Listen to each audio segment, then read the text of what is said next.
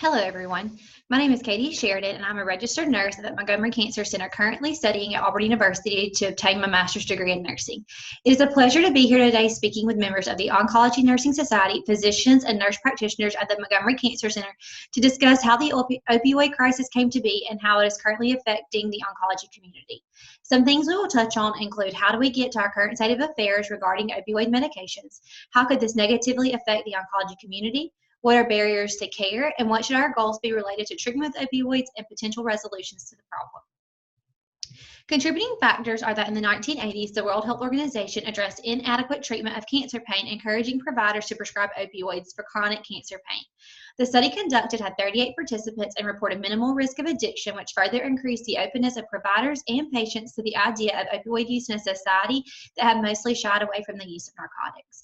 In 1995, the American Pain Society launched a campaign for pain to be considered the fifth vital sign and make its treatment a primary focus. Once this happened, pharmaceutical companies marketed the drug OxyContin as one that effectively treated pain, carried low abuse or addiction potential, and lasted 12 hours.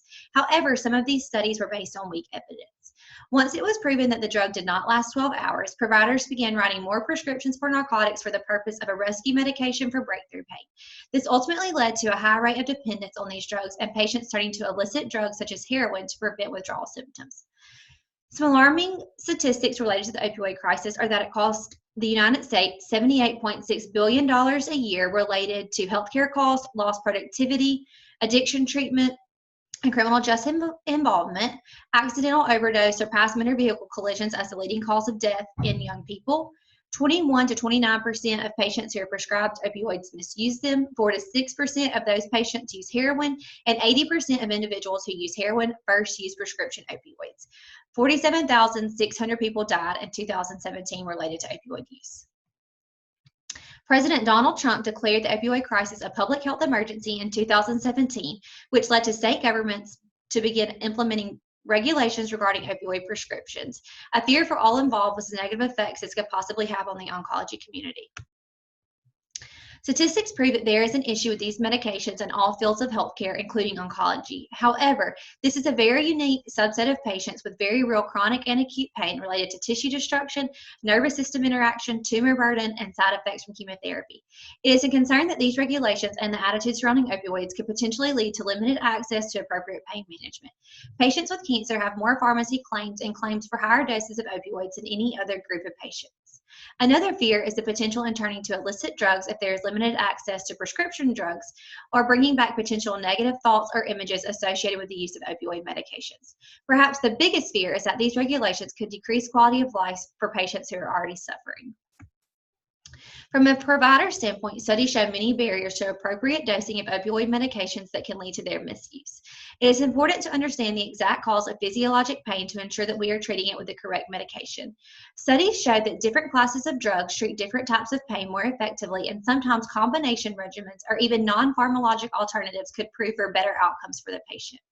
Underestimating the pain the patient is experiencing is also something that is easy to do when providers are hearing it from so many patients daily, but it is very important to treat these patients individually. As providers, we also fear that our patients will become addicted to these medications and limit the quantity given.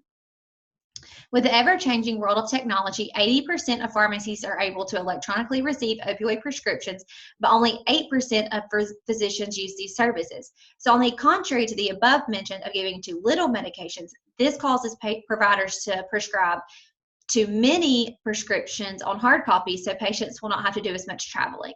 All of these are very fixable problems if the healthcare team uses an interdisciplinary approach to solving them. The goals of care when treating patients with opioid medications should be focused on appropriate dosing for the individualized patient, regulate the drugs to prevent dependency or addiction and negative side effects without decreasing the patient's quality of life, and providing proper education to patients.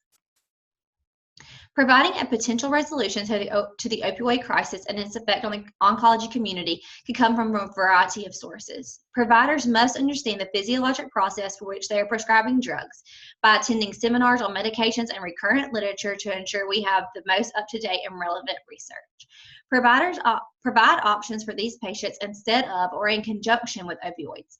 Give the potential option of NSAIDs or non-pharmacologic options such as therapy and acupuncture, because despite studies proving that these other methods can be effective, opioids are still the cornerstone treatment for cancer pain, and many patients feel that they were not given other options. A detailed pain assessment should be performed at each office visit for someone who is prescribed opioids, with questions that include location of pain, factors that alleviate or exacerbate pain, and current and past treatments.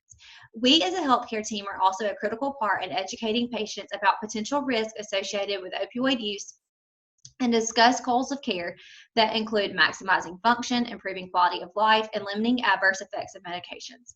Before prescribing patients opioids, providers and their team should perform a thorough review of their state's prescription drug monitoring program to ensure that the patient is not receiving multiple narcotic prescriptions from multiple providers. A PDMP is a real-time drug monitoring system to keep track of high-risk patients in each state. Lastly, an opioid risk assessment tool to potentially identify patients who could be at risk for opioid dependency and abuse should be used on all patients prior to opioid treatment and for the duration of treatment with a controlled substance. With an interdisciplinary approach, we can all contribute to curbing the opioid epidemic and still effectively treat our patients' pain with mindful and deliberate choices regarding medication and proper support for the oncology patient community.